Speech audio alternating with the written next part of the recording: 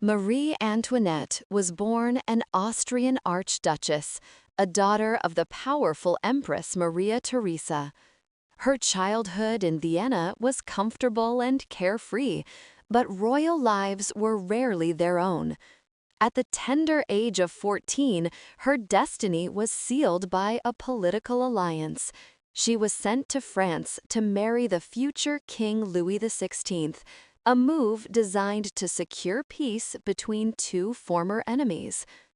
Upon crossing the French border, she was stripped of her Austrian clothing and possessions, symbolizing her new identity. Versailles was a golden cage. The young Dauphine found herself thrust into a world governed by rigid etiquette and relentless public scrutiny. Every waking moment was a performance, witnessed by hundreds of courtiers. Isolated and lonely, Marie Antoinette sought refuge in fashion, music, and the private sanctuary of the Petit Trianon. Yet, beneath the glittering surface of court life, the tides of public resentment were quietly turning against her. As the financial crisis deepened in France, the Queen became the primary scapegoat for the nation's suffering.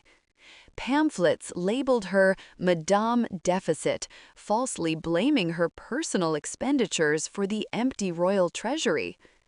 In reality, structural economic problems and costly foreign wars were the true culprits, but the public preferred a visible villain.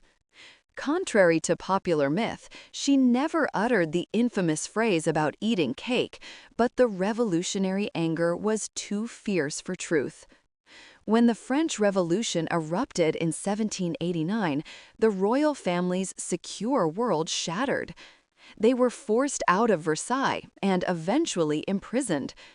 Throughout her trials, Marie Antoinette displayed a quiet dignity that surprised her captors.